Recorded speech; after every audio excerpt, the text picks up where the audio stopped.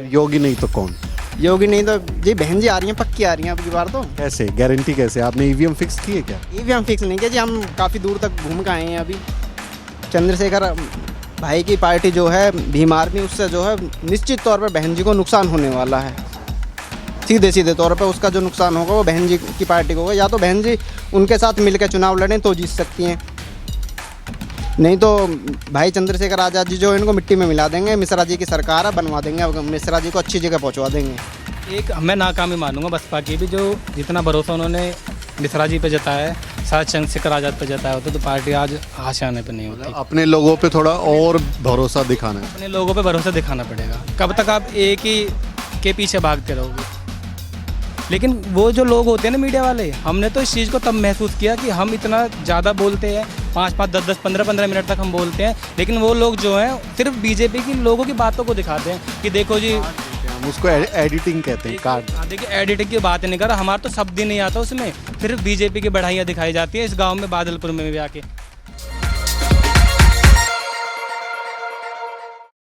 तो इस वक्त मैं बादलपुर गांव में हूं, जो कि गौतम नगर जो ज़िला है उसका एक गांव है। और ये गांव मशहूर इसलिए क्योंकि बहन कुमारी मायावती का पैतृक गांव है, उनका जन्म यहीं पर हुआ था।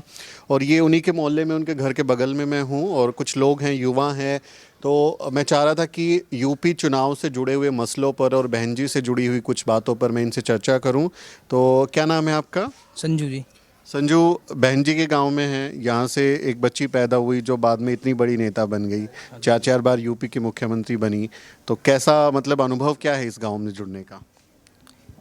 बहुत अच्छी बात है जी, वो इतनी बड़ी नेता बनी। गांव के लिए उन्होंने काफ़ी कुछ विकास किया है, मतलब काफ़ी कुछ किया, जो भी किया है उन्होंने ही किया है। गांव में भी और ये पूरी यूपी में विकास किया है उन्होंने। ये जो डिग्री कॉलेज ये सब मायावती के ही बनाए हुए हैं। क्या क्या बनाया उन्होंने आपके गाँव में? उन्होंने डिग्री कॉलेज है, ITI है, और बहुत सारे वो भी हैं स्कूल, और डिग्री कॉलेज, ITI, मतलब आप जब कहीं जाते हैं बताते होंगे बादलपुर गांव से हूँ, तो लोग बोलते होंगे वो वाला बादलपुर जहाँ से मायावती है। हाँ जी बिल्कुल, कहीं पे भी जाते हैं किसी से बोलते हैं कि बादलपुर के हैं तो एकदम से बोलते हैं आप बादलपुर से हो। तो बहन जी से कभी मुलाकात हुई आप लोगों की? हाँ जी मुलाकात होगी, कई बार आलीगाम में हो। आप लोगों की मुलाकात हुई? क्या नाम है आपका? जी मेरा नाम दयानंद है। दयानंद, क्या करते हैं दयानंद भाई? जी कुछ नहीं करता, वो तो मोदी सरकार में जी बेरोजगार हो गए, बेरोजगार कर दिया उन्होंने। मोदी सरकार ने बेरोजगार कर दिया, बट योगी तो दिल्ली में पोस्टर लगाए कि हमारा तो उत्तम प्रदेश हो गया है। जी उत्तम प्रदेश कहाँ है, ये तो बिल्कुल बेरोजगार है, यहाँ पर ठप है बिल्कुल। आप चाहे तेल को देख लो या सरसों के तेल को देख लो, पेट्रोल को देख लो, गैस को देख लो, किसी भी चीज़ को देख लो, शिक्षा को देख लो, इतनी महंगी हो चुकी है। स्वास्थ्य को देख लो, हॉस्पिटलों में दवाई नहीं है कहीं भी। बस कोरोना के टीके लग रहे हैं, उसी के ऊपर जी कहाँ 70 रुपये लीटर था, अब 103-104 रुपये लीटर पेट्रोल हो चुका है। अब आप ही देखिए कैसा विकास हो रहा है। वो लोग कह रहे हैं कि देश को हम जो विश्व गुरु बना रहे हैं और ये हमारा योगदान है। 200 रुपये लीटर हो जाएगा तब भी खरीदेंगे। जी विश्वगुरु तो जब बन पाएगा जब स्कूल में टीचर होंगे। जब स्कूल में टीचर नहीं है तो विश्वगुरु कहाँ बन पाएगा। जिस देश की शिक्षा स्वास्थ्य अच्छा होगा वहाँ पर विकास होगा, वो देश विश्वगुरु बनेगा। यहाँ तो विश्वगुरु कहाँ, यहाँ पर तो धर्मगुरु चल रहा है जी। हर चीज़ में दंगे होते हैं, हिंदू मुस्लिम मुस्लिम हिंदू, बस यही करते रहते। डिबेट देख लो आप कोई भी, वोट तो उसी से मिलेंगे ना। नहीं जी ये गलत है ना, वोट कहाँ, ये तो हिंदू मुस्लिम करके लोगों को मरवा देते हैं। और बस चुनाव के गांव में अभी कुछ और लोगों से भी बात करके आया, तो वो कह रहे हैं कि योगी जो है ना वो एक खास लोगों को टाइट करके रखते हैं, इसलिए अच्छे लगते हैं। जी टाइट वाइट कुछ नहीं है, ये बस एक फंडा है कि इन लोगों को जो इतना नीचे पहुंचा दो, जो गरीब हैं, गरीब तबका जो है, इसको इतना नीचे पहुंचा दो, इतनी महंगाई करके कि ये जो है अपने स्तर पर अपने बच्चों को जो पढ़ा लिखा नहीं सके। इनका केवल यही उद्देश्य है। योगी नहीं तो कौन? योगी नहीं तो जी बहन जी आ रही हैं, पक्की आ रही हैं अब की बार तो। कैसे गारंटी कैसे? आपने ईवीएम फिक्स की है क्या? ईवीएम फिक्स नहीं किया जी, हम काफ़ी दूर तक घूम के आए हैं अभी। इधर पूर्वांचल में गए हैं जी। पूर्वांचल में हम भी गए थे, अभी यात्रा करके आए। हम आजमगढ़, गाजीपुर, मऊ, फिर बनारस गए, तो वहाँ पे भी हमने लोगों से पूछा किसकी सरकार बन रही है। लेकिन अभी मिली जुली बात है, इतनी गारंटी लेने की आप कैसे गारंटी ले रहे हैं? जी गारंटी इसलिए है कि आप चाहे योगी सरकार को देख लिए या अखिलेश सरकार को देख लिए, शिक्षा स्वास्थ्य पर बिल्कुल फेल है। उसमें जो है गुंडागर्दी इतनी है, बेजुल्म। बहन जी की सरकार में आप देख लो कि पूरे क्षेत्र में विश्व की सबसे बड़ी यूनिवर्सिटी गौतम बुद्ध यूनिवर्सिटी, आप जाके नोएडा में देख लो, ग्रेट जो गौतम बुद्ध यूनिवर्सिटी है एशिया की सबसे बड़ी यूनिवर्सिटी है, सबसे। मीडिया तो बोलता है सिर्फ पार्क बनाए बहन जी ने। पार्क कहाँ बनाए? पार्क तो जब थे ही नहीं, कहीं दलितों का कुछ नाम था क्या? कहीं कुछ नहीं था, बिल्कुल उनका नाम ही नहीं था। उन्होंने तो अपने जो महापुरुष थे उनको दिखाया कि हमारे महापुरुष ये थे और इन्होंने हमारे लिए ये काम किया है। तो अच्छा काम किया, जी बहुत अच्छा काम किया बहन जी ने, इस बात से हम बहुत खुश हैं। आप भी खुश हैं? जी बिल्कुल खुश हैं। क्या देखिए नाम है आप? मेरा नाम संदीप है, मैं बादलपुर का रहने वाला हूँ। तो आप कह रहे थे कि मेट्रो में पोस्टर लगे हुए हैं योगी जी के, वो सिर्फ एडवर्टाइजमेंट ही तो हो रहा है, सिर्फ प्रचार हो रहा है, सिर्फ दिखाया जा रहा है लोगों को, वो सिर्फ हवाई हवाई बातें हैं, ज़मीन पे कुछ ऐसा है दिखना रहेगा। आप इस ज़िले में आए गौतम बुद्ध नगर में विशेषकर, आप ग्रेटर नोएडा, गाजियाबाद चले जाइए या हमारे आसपास के क्षेत्र की बात कर लीजिए, पूरा वेल डेवलपमेंट है। आप मुझे नाम लीजिए, मैं आपको बताऊँगा क्या चीज़ नहीं है यहाँ पर। आप मुझे बताइए कि विकास होता क्या है वास्तव में। ये पार्क की बात है, क्या अपने महापुरुषों के सम्मान के लिए अगर कोई व्यक्ति ये चीज़ करता है, क्या कौन से गलत चीज़ें हैं? सरदार वल्लभ भाई पटेल जी की तस्वीर बनाई है, वो इतना बड़ा स्टैचू बनाया, तो वो कहाँ गलत है? और मोदी जी के अपना भी स्टैचू है, और अभी यहाँ दादरी में पास में मीर भोज जी के लगाई है, तो वो तो महापुरुषों का सम्मान हर पार्टी करती है, उसमें कोई ऐसे इशू की तो बात नहीं है। और रही बात मीडिया की, जो हमारे देश की मीडिया है ना, वो सिर्फ क्या करती है, वो सिर्फ पार्टी के पक्ष में बात करती है, सिर्फ बीजेपी के पक्ष में। मैं भी देखता हूँ आपके जैसे बहुत सारे न्यूज़ वाले आते हैं यहाँ पे, उनका काम क्या होता है, वीडियो बना ली, अगर वो बीजेपी को सपोर्ट करते हैं तो हम अगर किसी पार्टी से बोल रहे हैं, दूसरी पार्टी के पक्ष में बोल रहे हैं, या जो हमें अच्छा लगे वही तो बोलेंगे हम। मैं किसी व्यक्तिगत रूप से किसी पार्टी से नहीं जुड़ा हुआ, लेकिन सही गलत में अंतर तो हम कर सकते हैं। मैं भी 25-26 साल उम्र है मेरी भी, लेकिन वो जो लोग होते हैं ना मीडिया वाले, हमने तो इस चीज़ को तब महसूस किया कि हम इतना ज़्यादा बोलते हैं, 5-5, 10-10, 15-15 मिनट तक हम बोलते हैं, लेकिन वो लोग जो हैं सिर्फ बीजेपी की लोगों की बातों को दिखाते हैं कि देखो जी, काट देते हैं हम उसको, एडिटिंग कहते हैं, काट देते हैं। हाँ देखिए, एडिटिंग की बात नहीं कर रहा, हमारा तो शब्द ही नहीं आता उसमें, सिर्फ बीजेपी की बढ़ाइयाँ दिखाई जाती है। इस गांव में बादलपुर में भी आके देखिए, ये तो अपवाद होता है कि ये एक बादलपुर गांव है, तो जरूरी थोड़े नहीं है कि यहाँ पे सारे बसपा के वोटर होंगे, बीजेपी के भी हो सकते हैं, कांग्रेस के भी हो सकते हैं। ये सिर्फ बादलपुर की बात नहीं है, पूरे उत्तर प्रदेश में किसी भी गांव में चले जाइए, मिली जुली राय होती है। और मीडिया का काम क्या होता है, सभी लोगों की बातों को जनता तक पहुंचाना, लेकिन मीडिया वास्तव में नहीं कर रही। आप दिल पे हाथ रख के मुझे बता दीजिए, मैं बहुत सारे न्यूज़ चैनल देखता हूँ, रख दिया दिल पे हाथ, पूछो क्या पूछो। मैं आपसे बताता हूँ मीडिया नहीं करते क्या काम, आप बताइए। कौन सी मीडिया? गोदी मीडिया, मनु मीडिया, कौन मोदी मीडिया करती है काम। जी न्यूज़ में देखता हूँ तो जी न्यूज़ पे वही होता है। जी न्यूज़ में मैंने काम किया, सुधीर चौधरी मेरे बॉस थे पहले। हाँ, जी न्यूज़ में यही होता है।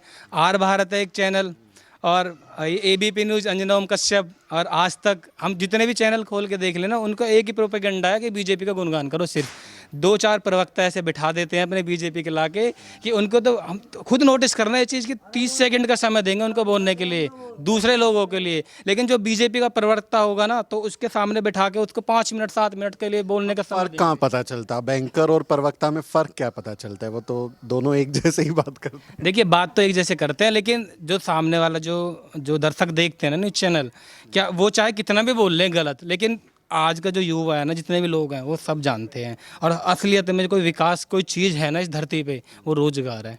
अगर कोई पार्टी मुझे आज रोजगार दे देगी ना कोई, मुझे रोड एक अलग साइड होता है, उसका भी हम टैक्स देते हैं, ठीक है, लेकिन अगर मेरे पास रोजगार है तो मैं अपने परिवार को डेवलप कर सकता हूँ, उसको खाना के लिए, पहनने के लिए अच्छी शिक्षा दे सकता हूँ, सारा विकास तो मैं खुद कर सकता हूँ ना अपने लिए। तो पार्टी का जो सबसे मेन मुद्दा होना चाहिए ना किसी भी पार्टी का, वो सिर्फ रोजगार पे फोकस होना चाहिए। अगर मैं खुद अपने लिए, एक बात बताइए, मैं 5,000 रुपये कमाता हूँ पूरे महीने में, क्या मैं 100 रुपये का पेट्रोल प्रतिदिन खर्च करके मैं जॉब करने नोएडा जा सकता हूँ? क्या मैं 3,000 रुपये का तो मेरा पेट्रोल होगा। उसके अलावा भी बहुत काम होते हैं। अभी खाने का सामान देख लीजिए, आलू देख लीजिए, चीनी देख लीजिए, या आलू चीनी नहीं देख रहे लोग देख रहे हैं चीन, लोग देख रहे हैं पाकिस्तान, लोग देख रहे हैं हिंदू मुसलमान। तो वोट तो उन पे आएगा ना, रोजगार पे वोट नहीं मिलेगा। ये तो लोगों को भ्रमित कर रखा है। जिन लोगों के घर में इतनी समस्याएं हैं, वो लोगों को मैंने बोलते हुए देखा बीजेपी बीजेपी बीजेपी। अरे अपने घर की समस्याओं को देखो ना, कि वास्तव में तुम्हें चाहिए क्या। बेटा, मतलब पिताजी जा रहे हैं कहीं बाहर कमाने, 5,000 रुपये की जॉब करने, बेटा बीजेपी का गुणगान कर रहे हैं खड़े होके। अरे उस चीज़ को देखो ना कि रोजगार क्या चाहिए। मैं ये नहीं कहता कांग्रेस अच्छी थी, लेकिन जो लोगों को अपेक्षाएं थी ना इस पार्टी से कि हम कांग्रेस को नहीं लाना इस बार, 60 साल से उनको देखा है, तो हम भारतीय जनता पार्टी को एक बार मौका दे के देखते हैं। लोग भ्रमित हुए, उनको वोट दिया, कुछ अच्छी अपेक्षाएं थी। हमने भी सोचा था कि शायद अच्छा काम करेंगे, बोलने में बहुत अच्छे लगते हैं मोदी जी, 1 घंटे बुला लो उनसे, बहुत अच्छी अच्छी बड़ी बड़ी बातें करेंगे। वो सिर्फ बातें होती हैं, कोई भी बोल सकता है, कितने बड़े विद्वान बैठे हैं हिंदुस्तान में, सिर्फ मोदी जी नहीं है, उन्होंने देश को आज़ाद नहीं कराया, लेकिन लोगों के अंदर इतना गलत भ्रम फैला हुआ है कि मोदी ही देश है, भारत सिर्फ मोदी हैं। अरे भारत एक देश है, उसमें 130 करोड़ लोग हैं, और इस उन 130 करोड़ लोगों में कितने विद्वान हैं, कितने बड़े बड़े विद्वान हैं। अब आपका जब ये वीडियो हमारे चैनल पे लोग देखेंगे तो बोलेंगे ये लड़का जो है ये देशद्रोही है। देखो बिल्कुल बोलेंगे, मैं आपसे क्या कह रहा हूँ, मैं किसी पार्टी से नहीं हूँ बिल्कुल भी, मेरा किसी मतलब नहीं किसी पार्टी से, लेकिन सही गलत में अंतर तो मैं कर सकता हूँ, इतने तो मैं एजुकेटेड हूँ, थोड़ा बहुत तो पढ़ा लिखा हूँ। लेकिन लोगों को इन चीज़ों को समझना चाहिए कि वास्तव में ज़मीन के मुद्दे क्या हैं। मीडिया का असल में काम ये होना चाहिए कि डिबेट करें तो सिर्फ महंगाई, बेरोजगारी और जो टूटी हुई सड़कें हैं ना, जो गड्ढे हैं, उनको लाइव टेलीकास्ट करें वहाँ से जाके कि देखिए ये रोड, ये हवाई दावे करती है सरकार, वास्तव में काम नहीं किया इन सरकारों ने। उनका काम है कहीं दंगे हो गए, वहाँ जाके पूरे दिन कवरेज करनी, पूरी रात कवरेज, पूरे दिन 3-3, 4-4 दिन कवरेज, एक ही जगह की कवरेज दिखा रहे हैं। अरे दर्शक चाहिए क्या दर्शकों को वो पॉइंट टू पॉइंट वाली चीज़ें चाहिए, रोजगार, बेरोजगार, महंगाई, सारी चीज़ों को उनको देखना चाहिए उन लोगों को, लेकिन वो नहीं देखते। बड़ा दुख होता है इस देश में, ये सिर्फ नाम का लोकतंत्र है। मैं आपसे बात कर रहा हूँ, कुछ तो लोग देखेंगे तुम्हारे चैनल को भी डिसलाइक करेंगे, नहीं ये तो ऐसे लोगों को दिखा रहे हैं जो लोग मोदी जी के खिलाफ बोल रहे हैं। अरे मोदी जी देश थोड़ी हैं, वो एक नागरिक हैं इस देश के, वो कुछ गलत करेंगे तो हमारे एक दोस्त हैं लक्ष्मण यादव, वो कभी कभी व्यंग्य करते हुए कहते हैं कि मोदी ना ब्रह्मांड नायक है, विष्णु के अवतार है। देखिए कहने वाली बात है, वो तो कुछ भी कह दिए, सिर्फ उनको बोलना दिखता है। स्पीच अच्छी देते हैं मोदी जी, बहुत अच्छी, मैं भी फ़ैन हूँ, लेकिन सिर्फ बोलने भर से थोड़ी काम चलेगा। मुझे सिर्फ रोज़गार चाहिए, तो रोजगार चाहिए संजू। रोजगार के मसले पे, युवाओं के मसले पे अखिलेश यादव भी बहुत अपनी पीठ थपथपाते हैं कि हमने अच्छा काम किया 5 साल। अखिलेश यादव को लेके यूपी के युवा, आप जैसे लोग क्या सोचते हैं? अखिलेश यादव की सरकार आई थी, 5 साल उनका भी कार्यकाल देखा पूरी यूपी ने, तो उन्होंने भी रोजगार नहीं दिया किसी को कुछ भी। अब फिर योगी जी की सरकार आई, इन्होंने तो बिल्कुल रोजगार ठप कर दिया। लॉकडाउन हुआ, लॉकडाउन में सबसे ज़्यादा लोग, ज़्यादा में तो 70% लोग बेरोजगार हुए हैं। बेरोजगारी पे तो काम ही नहीं किया दोनों सरकारों ने, जितना काम बहन जी ने किया इतना शायद ही किसी सरकार ने किया होगा। तो एक और हमारे अभी एक ये नौजवान जो हैं वो राजनीति में आए हैं, चंद्रशेखर आज़ाद, तो नाम सुना है आपने उनका? हाँ जी सर, बिल्कुल। क्या ख्याल है उनके बारे में? उनके बारे में अभी कुछ ख्याल नहीं है, वो केवल एक संगठन से जुड़े हुए लोग हैं अभी, तो जितना बहन जी का हुआ है इतना उनका नहीं हो पाएगा अभी, क्योंकि वो भी हमारी एक बी पार्टी मानो आप उसे, बीएसपी की बी पार्टी। बीएसपी की? कुछ लोग कहते हैं बीजेपी की, आप बीएसपी की बी पार्टी कह रहे हैं, फिर वो बहन जी बुला काहे नहीं लेती अपने पास उनको? वो जब जरूरत पड़ेगी जी वो बिल्कुल एक होंगे, दोनों पार्टी एक ही हैं वो दोनों। आपका क्या ख्याल है इस बारे में? जी, चंद्रशेखर भाई की पार्टी जो है भीम आर्मी, उससे जो है निश्चित तौर पर बहन जी को नुकसान होने वाला है। सीधे सीधे तौर पे उसका जो नुकसान होगा वो बहन जी की पार्टी को होगा। या तो बहन जी उनके साथ मिलकर चुनाव लड़ें तो जीत सकती हैं, नहीं तो भाई चंद्रशेखर आज़ाद जी जो इनको मिट्टी में मिला देंगे। मिश्रा जी की सरकार है, बनवा देंगे, मिश्रा जी को अच्छी जगह पहुंचवा देंगे। लेकिन वो तो बहुत भरोसा है बहन जी को उन पे। भरोसा नहीं है, 12% ब्राह्मणों से क्या होता है यहाँ पर। 70% की बात कीजिए आप, ओबीसी जनरल और उसकी ओबीसी एससी और एसटी की। तो बहन जी के बारे में जो जैसे हम लोगों से बात करते हैं, एक नाखुशी जाहिर होती है कि वो एक तो लोगों से मिलती नहीं है, दूसरा ये कि जो बहुत सारे मसले होते हैं ग्राउंड पे वो बहुत कम जाती हैं। जैसे हाथरस कांड हुआ, उन्नाव हुआ, लखीमपुर हुआ, लास्ट बार जब हमने उनको देखा तो सहारनपुर वाले कांड में वो गई थी। तो इससे लगता है कि लोगों में थोड़ा सा चंद्रशेखर की पॉपुलैरिटी इसलिए बढ़ी है क्योंकि वो हर जगह पहुंच जाते हैं। ये बहुत अच्छी बात है कि चंद्रशेखर भाई जो हैं हर जगह पहुंच रहे हैं, जनता के बीच में रह रहे हैं, ज़मीनी मुद्दों को उठा रहे हैं। बहन जी ऐसा नहीं करती। अगर बहन जी एक बार रोड पर कदम भी रख दें तो उनके पीछे जनता इतनी बेदर्दी से, जनता के अंदर इतना जुनून होता है उनके प्रति बहुत ज़्यादा कि लोग बाग उनके पीछे छोड़ कर 100-100, 200 किलोमीटर दूर से आ जाते हैं कि वहाँ पर बहन जी आ रही हैं। लेकिन बहन जी ने क्या, मिश्रा जी को छोड़ रखा। मिश्रा जी जाएंगे बस 2-4 बार। एक ही मिश्रा है, उससे भी इतना डर? मिश्रा जी ये तो मिश्रा जी हैं, ये पूरे देश में भारी हैं मिश्रा जी तो। एक अकेला सब पे भारी। इनको वो चाणक्य समझिए आप। अच्छा, तो आपको लगता है कि उनकी रणनीति पे चलेंगी तो पार्टी को नुकसान होगा? पार्टी को पक्का नुकसान होगा जी। और जी भाई चंद्रशेखर आज़ाद जी जो हैं उनको पूरा नुकसान पहुंचाएंगे। अगर बहन जी चंद्रशेखर आज़ाद जी के के साथ मिलकर चुनाव लड़ती हैं तो पूरा पूरा फ़ायदा होगा, क्योंकि उनके साथ जो है मैं मानता हूँ कम से कम 30% युवा जो चंद्रशेखर आज़ाद जी के साथ जुड़ा हुआ है। अच्छा, तो चारों ऑप्शन मैं आपको दे रहा हूँ, बहन जी, अखिलेश यादव, योगी और चंद्रशेखर आज़ाद। किसको वोट देंगे? मैं बहन जी को ही दूंगा जी। आप किसको देंगे?